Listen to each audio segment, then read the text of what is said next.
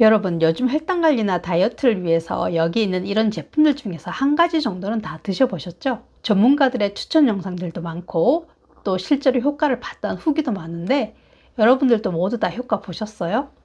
이렇다 할 효과를 보지 못한 경우도 있고 또 여러 부작용을 겪었다는 댓글도 많더라고요. 그래서 오늘은 효과 제대로 볼 수 있는 섭취 방법과 복용하면서 나타날 수 있는 부작용, 또 그럴 경우에는 어떻게 하면 되는지 말씀드릴게요. 이런 제품들 중에서 특히 요즘 핫한 위고비 들어보셨죠?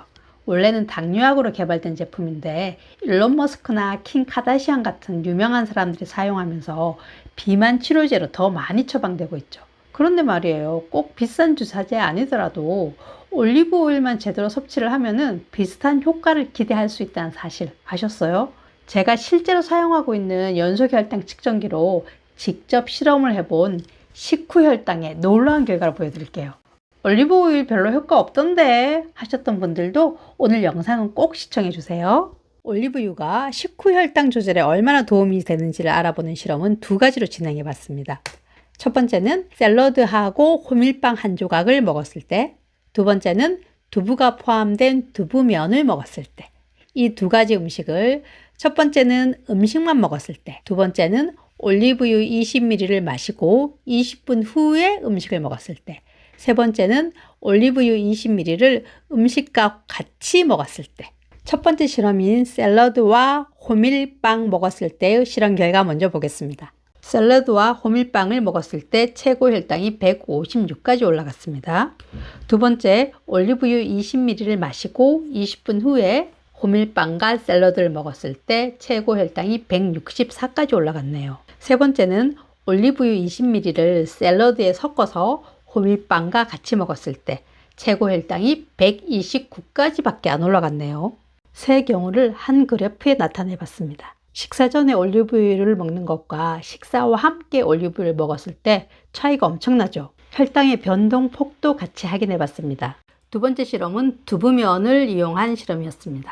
두부면은 두부가 30% 포함된 면입니다. 기대를 좀 했는데 두부가 포함되어 있어도 혈당이 184까지 올라갔네요. 두 번째는 올리브 오일 20ml를 먼저 마시고 20분 후에 두부면을 먹었습니다. 혈당이 154까지 밖에 안 올라갔네요. 세 번째는 올리브 오일 20ml를 두부면에 섞어서 같이 먹었습니다. 혈당 136까지 밖에 안 올라갔어요. 이번에도 식전에 올리브유를 먹는 것보다는 음식과 같이 먹는 게 혈당 조절에 더 도움이 되었네요. 세 경우의 결과를 한 그래프에 나타내 봤습니다. 혈당의 상승폭도 올리브유를 음식과 같이 먹었을 때가 제일 작았네요. 이번 실험은 모두 다 공복 시간을 8시간 이상 유지한 이후에 시작을 하였고, 이번 실험에 사용한 올리브유는 엑스트라 버진 올리브 오일 산도 0.15% 이하의 제품을 사용했습니다. 지중해 식단에 가깝게 구성한 첫 번째 실험 대상인 샐러드와 호밀빵, 탄수화물이 많이 포함된 두 번째 실험 대상인 두부면, 두 실험 모두 다 식전 공복에 올리브유를 마시는 것보다는 음식과 같이 올리브유를 먹었을 때가 식후 혈당 조절에 훨씬 더 도움이 된 결과가 나왔습니다. 이 실험 결과 해석에 실수가 있을까봐 몇 가지를 확인해 봤습니다. 첫 번째는 내 연속 혈당 측정기의 수치가 정확한지 자가 혈당 측정기와 비교해서 확인을 해 보았고요. 두 번째는 혹시나 올리브 오일 자체가 혈당을 상승시키는지 확인해 봤습니다. 세 번째는 저한테만 적용되는 개인적인 특이성이 강한 실험 결과인지 확인해 봤습니다. 그러니까 올리브유가 혈당 조절에 도움이 된다는 많은 연구 결과들에 대한 메타 분석 논문을 확인해 보았는데, 그 실험에서도 올리브유를 공복에 먹는 것이 아니라 식사에 첨가해서 복용하는 방식으로 사용한 걸 확인할 수 있었습니다. 앞선 실험에서 올리브유의 혈당 조절 효과는 확인을 했습니다.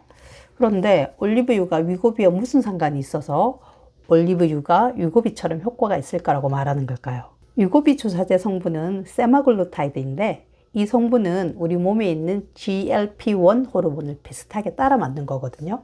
우리가 음식을 먹으면 소장에서 GLP-1이라는 호르몬이 분비가 되는데, 이 호르몬은 인슐린은 잘 분비되게 하고 간에서 포도당을 생산해서 혈당을 올리게 만드는 글루카곤이라는 호르몬 분비는 적게 하고, 또 위에서 음식물은 오래 머물게 하고, 뇌의 작용에서는 너 배부르니까 이제 그만 먹어도 돼 라고 식욕 억제를 하게 만드는 아주 중요한 호르몬입니다.